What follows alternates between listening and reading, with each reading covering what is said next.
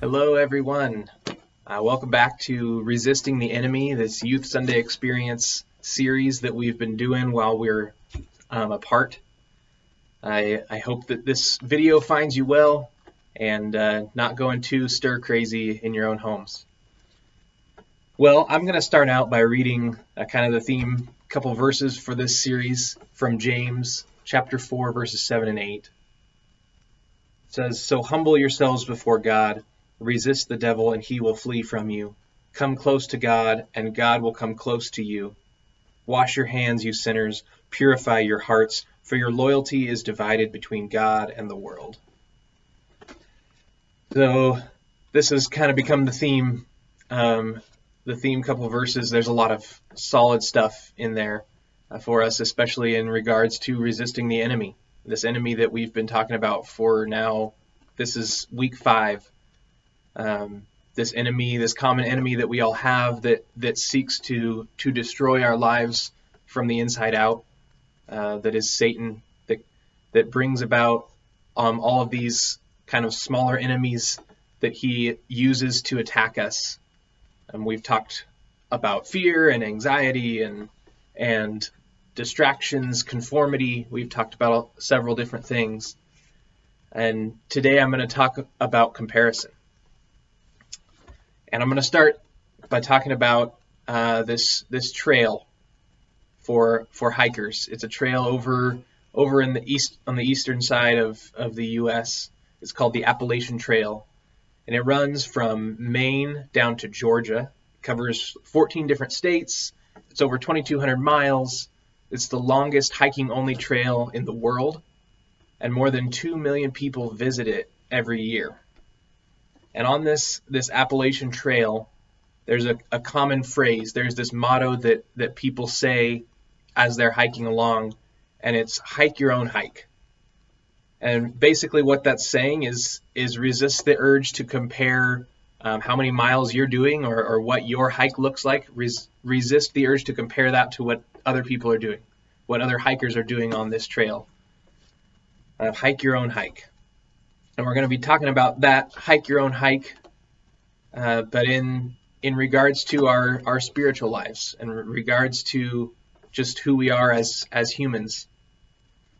And I believe that we as humanity are meant for connection, not comparison.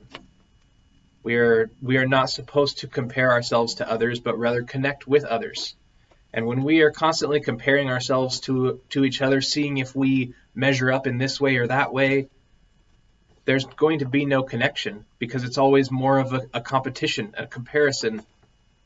We're never going to find that connection. We're not going to be truly connecting with one another. And that's what the enemy wants us to do. That's how the enemy attacks us, by telling us to compare ourselves to one another. And in this social media driven world, we are constantly seeing opportunities to compare ourselves to each other. There's a quote from Teddy Roosevelt that says, "Comparison is the thief of joy." And that is so true. I know oftentimes for me, when I'm scrolling through social media, when I'm seeing other people doing different things, it's so easy to fall into that, like, oh, I wish I was doing that. Oh, I wish I had that. Oh man, they look so perfect in this picture, blah, blah, blah, blah, blah. And that steals your joy. Oftentimes when I come out of scrolling through Instagram or seeing pictures of people doing something, I'm not feeling joyful. And I'm not saying that's their fault at all, but that's the enemy at work in me, comparing my life and what I am not doing or how I am not looking to what they are doing and how they are looking. Comparison is the thief of joy. In those moments, I need to hike my own hike.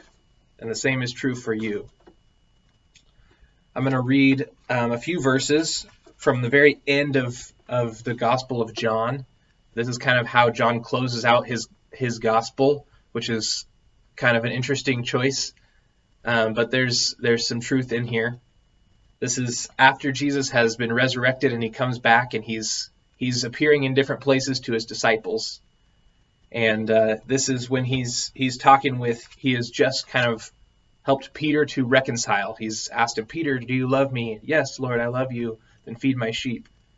And then it comes to these couple verses in John 21, verses 20 through 23. Peter turned around and saw behind them the disciple Jesus loved, the one who had leaned over to Jesus during supper and asked, "Lord, who will betray you?" Peter asked Jesus, "What about him, Lord?" Jesus replied, "If I want him to remain alive until I return, what is that to you? As for you, follow me." So the rumor spread among the community of believers that this disciple wouldn't die, but that isn't what Jesus said at all. He only said, "If I want him to remain alive until I return, what is that to you?" So basically, Peter is comparing himself to John.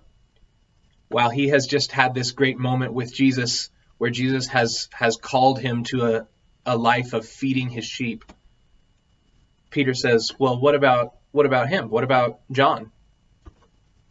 And basically, Jesus says, "Mind your own business.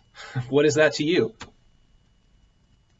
And I think that these are the words that God is speaking to each and every one of us, to you and to me. What is that to you? As for you, follow me.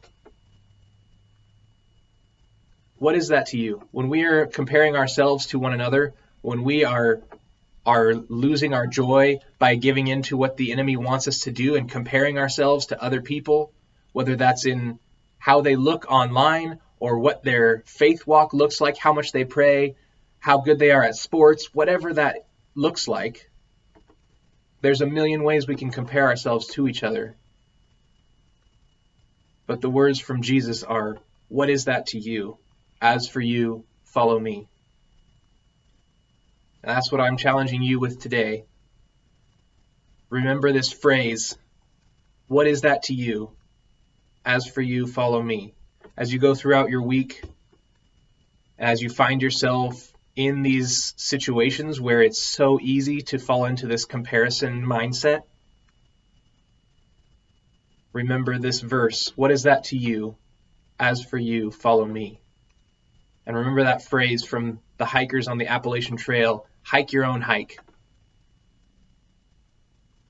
Hike your own hike. Follow Christ. I love you guys. See you soon.